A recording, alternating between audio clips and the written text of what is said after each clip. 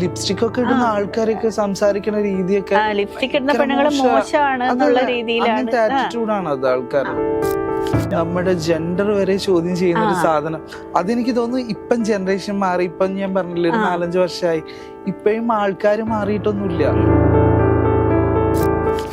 ഇല്ലേ പെണ്ണുങ്ങളെ പോലെയാവും, അല്ലെങ്കിൽ എന്തിനാ ഇങ്ങനെ കണ്ട പെണ്ണുങ്ങളുടെ കൂടെ പോവാനും അങ്ങനെയൊക്കെ ചോദിക്കുന്ന, മോശമായിട്ട് ചോദിക്കുന്ന കുറെ ആൾക്കാരുണ്ട്.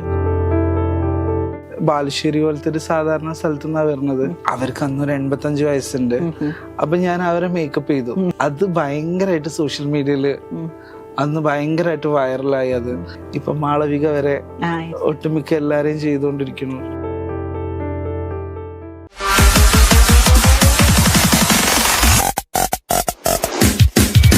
നമ്മുടെ സിനിമാ താരങ്ങളൊക്കെ സുന്ദരിയും സുന്ദരന്മാരുമായിട്ടിരിക്കുന്നത് അവരുടെ മേക്കപ്പ് ആർട്ടിസ്റ്റുകളുടെ കഴിവാണല്ലേ. എന്നാൽ ഇന്ന് നമ്മളോടൊപ്പം ഉള്ളത് അത്തരത്തിലൊരാളാണ്. സെലിബ്രിറ്റി മേക്കപ്പ് ആർട്ടിസ്റ്റായ ശ്രീകേഷ് വാസനാണ് ഇന്ന് നമ്മളോടൊപ്പം ഉള്ളത്. ഓക്കെ, നമസ്കാരം ചേട്ടാ. ഒരു സെലിബ്രിറ്റി മേക്കപ്പ് ആർട്ടിസ്റ്റ് എന്ന് പറയുമ്പോൾ ആ ഒരു ഫീൽഡിലോട്ട് എത്താൻ വേണ്ടിയിട്ട് ഒരുപാട് റിസ്ക് ആണ്. അതായത് സാധാരണ ഒരാൾക്ക് എത്തിപ്പെടാൻ പറ്റാത്തൊരു ഫീൽഡാണ്.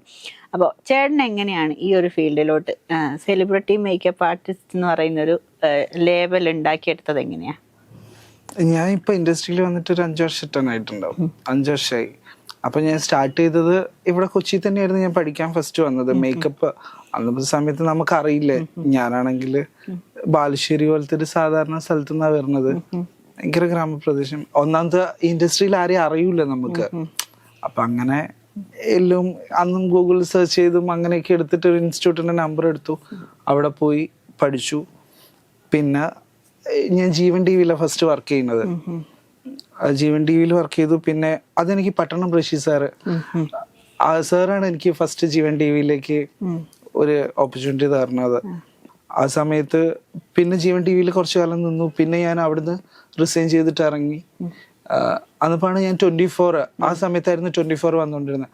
അപ്പം 24ലേക്ക് വന്നു. 24ൽ വന്നപ്പോൾ കണ്ടിന്യൂസ് 24ൽ തന്നെ ന്യൂസിലുള്ള ആൾക്കാരെ ചെയ്യലും അങ്ങനെയൊക്കെ. പിന്നെ ആ കൂട്ടത്തിൽ ഞാൻ അവിടെ നിന്നുകൊണ്ട് തന്നെ ബ്രൈഡൽ മേക്കപ്പും അല്ലാത്ത ആഡുകളൊക്കെ ചെയ്തിട്ട് കുറച്ച് കോണ്ടാക്റ്റുകളൊക്കെ ഉണ്ടായിരുന്നു. അങ്ങനെ കുറച്ച് ഇങ്ങനെ പോകുന്ന സമയത്ത് നമുക്ക് ഇങ്ങനെ പോയപ്പോൾ കുറച്ചും കൂടി ഓരോ സ്ഥലത്ത് എത്തുന്നതിനനുസരിച്ച് കുറച്ചും കൂടി അങ്ങനെ പോകണം എന്നായിരിക്കില്ല. ആ സമയത്താണ് ഞാൻ അവിടുന്ന് റിസൈൻ ചെയ്തു. റിസൈൻ ചെയ്തിട്ട് ഞാൻ മുംബൈയിൽ പോണത്. മുംബൈ പോയിട്ട് അവിടുത്തെ ഒരു ഇൻസ്റ്റിറ്റ്യൂട്ടിൽ ഹെയറും മേക്കപ്പും വീണ്ടും പഠിച്ചു. വീണ്ടും പഠിച്ചിട്ട് ഞാൻ തിരിച്ചു വന്ന് നാട്ടിൽ വന്നപ്പം അതിലേറ്റവും രസം എന്ന് പറയുന്നത് അമ്മമ്മയുണ്ട്, അമ്മയുടെ അമ്മ. അവർക്ക് അന്നൊരു 85 വയസ്സുണ്ട്. അപ്പൊ ഞാൻ അവരെ മേക്കപ്പ് ചെയ്തു. എന്തായാലും പഠിച്ചിട്ട് വന്നതല്ലേ. അപ്പൊ ആ മേക്കപ്പ് അവരുടെ തന്നെ അങ്ങോട്ട് പരീക്ഷിച്ചു. അത് ഭയങ്കരമായിട്ട് സോഷ്യൽ മീഡിയയില് അന്ന് ഭയങ്കരമായിട്ട് വൈറലായി. അത് അന്ന് ഇൻസ്റ്റ ഇത്രയൊന്നും സജീവമല്ല. ആ സമയത്തായിരുന്നു ഒരു 1 മില്യൺ പോലെയൊക്കെ ആയി. അങ്ങനെ 24ലും ഒട്ടുമിക്ക എല്ലാ വനിതമാരിലുള്ള എല്ലാ അന്നത്തെ എല്ലാ ഏഷ്യന്റുമാരിലുള്ള എല്ലാ ന്യൂസ് ചാനലിലും എല്ലാത്തിലും ഇത് സുന്ദരി മുത്തശ്ശി എന്നൊക്കെ പറഞ്ഞിട്ട് ഭയങ്കര വൈറലായി. ലക്ഷ്മി നക്ഷത്ര അവരെന്നെ മറ്റേ റെഡ് എഫിന്റെ ഒരു ഇന്റർവ്യൂ ചെയ്തിട്ടുണ്ട്. അപ്പൊ ചേച്ചിക്ക് ഓൾറെഡി പരിചയമുണ്ട്. അങ്ങനെയാണ് ഞാന് ഇങ്ങനെ ഇതെല്ലാം ന്യൂസ് എല്ലാം വൈറലായ സമയത്ത് ഞാൻ അഭയ ഹിരൺമയി എന്ന് പറഞ്ഞിട്ട് സിംഗർ ചേച്ചി വിളിക്കണത് ഒരു ഷൂട്ടിന് സെമി ത്രൂ. അങ്ങനെ അവരെ ചെയ്തപ്പോഴത്തേക്ക് അത് വീണ്ടും ഒന്നും കൂടെ വൈറലായി.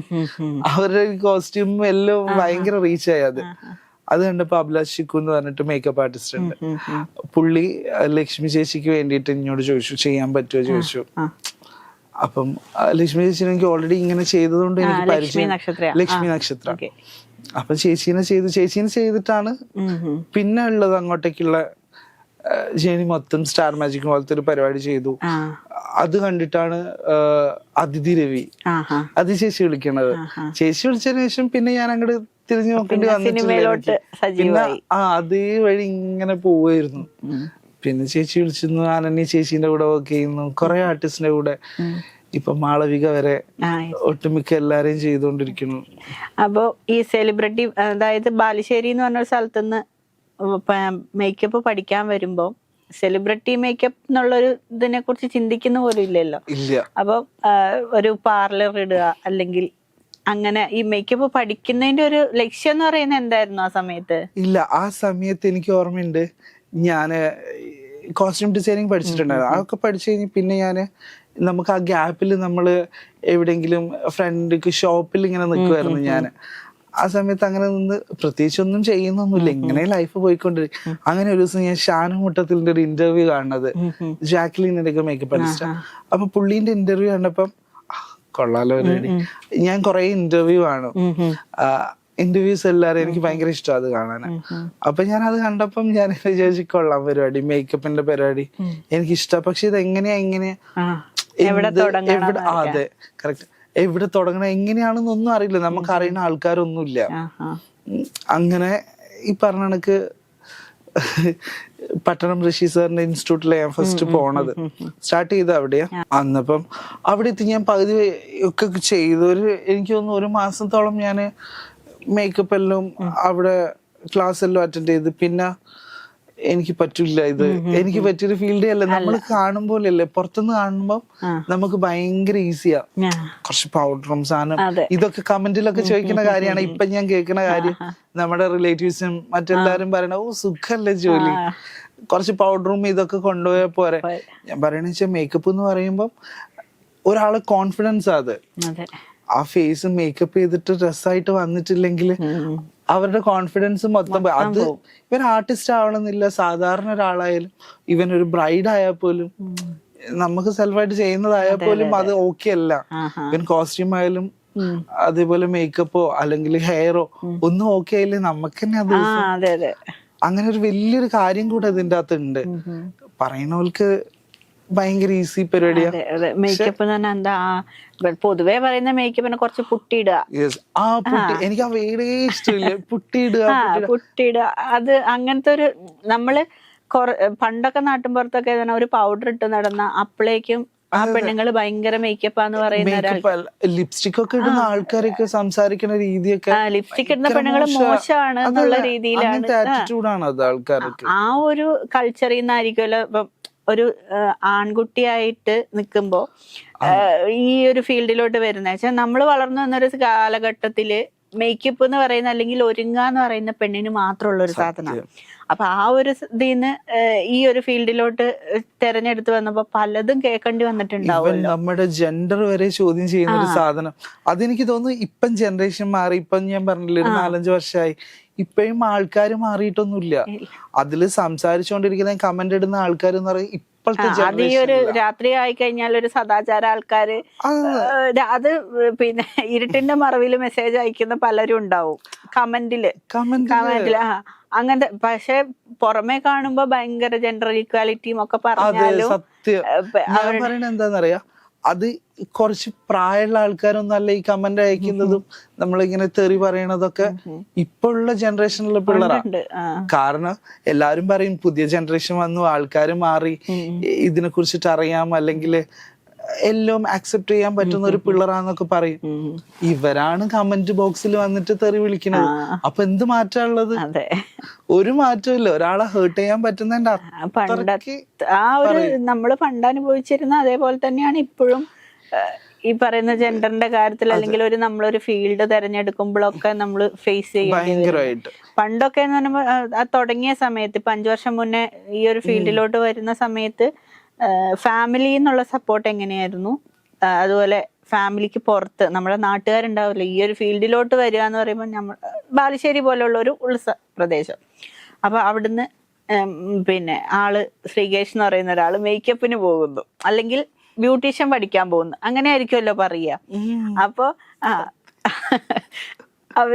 അവരുടെ ഒരു ഇതെന്തായിരിക്കും, അയ്യേ ഇവൻ ഇത് വേറൊരു പണിയും കിട്ടിയില്ലേ, പിന്നെ ഇതിനാണോ ഇവൻ ഇറങ്ങി തിരിച്ചിരിക്കുന്നത്, പിന്നെ ഇത് വഴിതെറ്റി പോവാനുള്ളതാ, അങ്ങനെയൊക്കെ പലതും കേൾക്കേണ്ടി വന്നിട്ടുണ്ടാവില്ലേ. അപ്പൊ അപ്പോഴൊക്കെ പിന്നെ ഈ ഒരു ഫീൽഡ് തന്നെ കണ്ടിന്യൂ ചെയ്ത് പോകണമെന്ന് തോന്നാനുള്ള ഒരു കാരണം എന്തായിരുന്നു? അങ്ങനെയല്ല, പറഞ്ഞത് കറക്റ്റ് ആയിട്ടാ. അത് എടുക്കുന്നത് വേറൊരു കാര്യം എന്താന്നറിയാ, ഇതിന്റെ അമ്മയ്ക്കും എനിക്ക് തോന്നുന്നു അമ്മയ്ക്കും വേറെ ഒരു ഫ്രണ്ടിനും കൂടി അറിയുള്ളൂ, നിഖിൽ എന്ന് പറഞ്ഞിട്ടൊരു ഫ്രണ്ട്. ഞങ്ങള് 2 ആളും കൂടി ഇവിടെ അഡ്മിഷൻ എടുക്കാൻ വരുന്നത്, ഇതെന്താണെന്ന് അറിയില്ലല്ലോ. നമ്മൾ ആരോടും പറഞ്ഞിട്ടില്ല ഇത് മേക്കപ്പ് പഠിക്കാൻ പോണെന്ന്. ഞാൻ പക്ഷെ അതില് പ്രോസ്തറ്റിക് മേക്കപ്പും കുറെ മേക്കപ്പ് ഉണ്ടല്ലോ, അതെല്ലാം പഠിച്ചിട്ടുണ്ടായി ആ സമയത്ത്. എനിക്ക് തോന്നുന്നു ഇവിടെ കുറച്ചും കൂടി പ്രോസ്തറ്റിക് മേക്കപ്പ് ഒക്കെ ആയിരുന്നു കൂടുതൽ. അപ്പം സിനിമയിൽ ചെയ്യണം എന്നുള്ളത് മാത്രമേ ഉള്ളായിരുന്നു. സിനിമയിൽ വർക്ക് ചെയ്യാം, അത് ഇങ്ങനെ സെലിബ്രിറ്റി മേക്കപ്പ് ആർട്ടിസ്റ്റ് എന്ന് പറയുന്ന ഒരു സാധനം ഉണ്ടെന്നോ അങ്ങനെയൊന്നും എനിക്ക് അറിഞ്ഞൂടാ. നമ്മള് സിനിമ കാണുമ്പം പട്ടണം, അതെ, പട്ടണം അല്ലെങ്കിൽ പട്ടണ ഷാ എന്നുള്ള സാധനം, അത് മാത്രമേ നമ്മൾ കാണുന്നുള്ളൂ, അതേ അറിയുള്ളൂ. സത്യം പറയുകയാണെങ്കിൽ ഉണ്ടല്ലോ, അതൊന്നും ശ്രദ്ധിക്കാത്തൊരു സാധനമായിരുന്നു നമ്മള്. നമുക്ക് ഏതോ ഫീൽഡിലേക്ക് വരുന്ന സമയത്ത് അല്ലെങ്കിൽ അതിനെ കുറിച്ച് കൂടുതൽ അറിയണം എന്ന് വിചാരിക്കുന്ന സമയത്താ ചമയം നോക്കുക ആരായിരുന്നു. അല്ലാണ്ട് നമ്മൾ ഇതിനെ പറ്റിട്ടൊന്നും ചിന്തിക്കുകയൊന്നുമില്ലല്ലോ. അപ്പൊ അവിടെ വന്നപ്പോ പട്ടൺ ബഷീർ സാറ്, പിന്നെ സാറ്, അങ്ങനെയൊക്കെ അവരൊക്കെ കാണുന്നതൊക്കെ. അങ്ങനെ ഈ പറഞ്ഞ കണക്ക് നാട്ടുകാര് പലതും, ഇപ്പം റിലേറ്റീവ്സ് ആയാലും പലതും അമ്മേന്റെ അടുത്തൊക്കെ പറയും, മോശമായിട്ട് എന്തിനാ വിട്ടത്, ഇല്ലേ പെണ്ണുങ്ങളെ പോലെയാവും, അല്ലെങ്കിൽ എന്തിനാ ഇങ്ങനെ കണ്ട പെണ്ണുങ്ങളുടെ കൂടെ പോവാന്, അങ്ങനെയൊക്കെ ചോദിക്കുന്ന, മോശമായിട്ട് ചോദിക്കുന്ന കുറെ ആൾക്കാരുണ്ട്. ഇപ്പോഴും മാറാത്ത ആൾക്കാരുണ്ടാവും.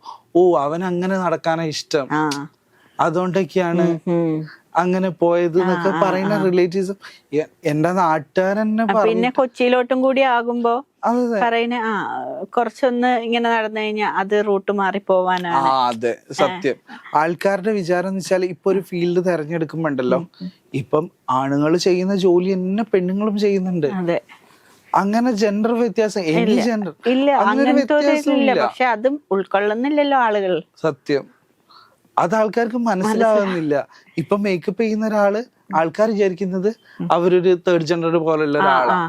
അതെ, പൊതുവെ ഈ ഒരു പിന്നെ ട്രാൻസ്ജെൻഡർ ഒരുപാട് ഈ കമ്മ്യൂണിറ്റിയിൽപ്പെട്ട ഒരുപാട് പേര് മേക്കപ്പ് എന്ന് പറയുന്ന ഒരു ഉണ്ട്. അപ്പൊ നോക്കുമ്പോ കുറച്ചിപ്പോ എല്ലാവരും വിചാരിക്കുന്നത് ഇത് ഇയാളും ആ ഒരു കാറ്റഗറിയിലുള്ള ആളാണ്. പക്ഷെ ഇത് അറിയാത്ത കുറെ മേക്കപ്പ് ആർട്ടിസ്റ്റുകൾ ഫിലിമിൽ വർക്ക് ചെയ്യുന്ന കുറെ, രഞ്ജിത്ത് അമ്പാടി മുതൽ കുറെ വലിയ വലിയ മേക്കപ്പ് ആർട്ടിസ്റ്റുകൾ ഉണ്ട് നമ്മുടെ ഇൻഡസ്ട്രിയില്, ഫിലിമില്.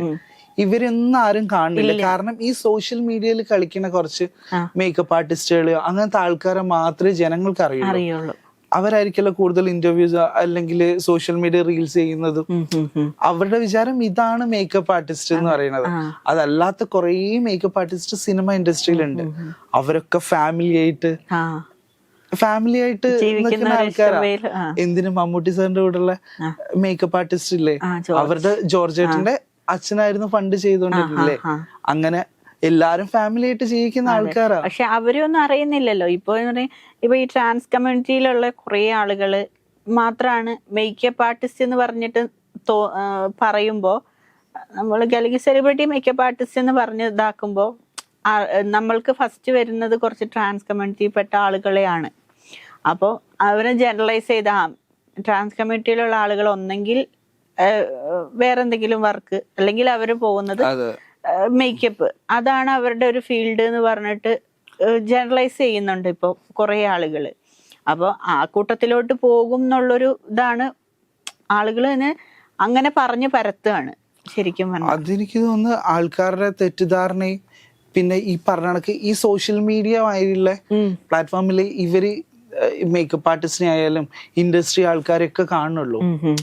ഞാൻ പറഞ്ഞില്ലേ, കുറച്ച് ഫാമിലി ആയിട്ട് ജീവിക്കണ എല്ലാരും സിനിമയിൽ ചെയ്യുന്ന ആൾക്കാർ, അവരാണ് ശരിക്കും കൂടുതലും സെലിബ്രിറ്റീസിനെ, ഒരുപാട് സെലിബ്രിറ്റീസിനെ ചെയ്യണത്. നമ്മൾ ഈ സോഷ്യൽ മീഡിയയില് പോസ്റ്റ് ചെയ്യുന്നത് കൊണ്ടും ഇത് ചെയ്യുന്നത് കൊണ്ടൊക്കെ അല്ലേ ഇവര് നമ്മളെ സെലിബ്രിറ്റി മേക്കപ്പ് ആർട്ടിസ്റ്റ് എന്ന് പറയുന്നത്. അതല്ലാണ്ട് എനിക്ക് തോന്നുന്നു മഞ്ജു ചേച്ചി, പട്ടണം ഷാസാറൊക്കെ, മഞ്ജു ചേച്ചിയൊക്കെ, മഞ്ജുവാരൊക്കെ സ്റ്റാർട്ട് ചെയ്യുന്നത് തൊട്ടിട്ട് സാറാ ഫസ്റ്റ് മേക്കപ്പ് ചെയ്തത്.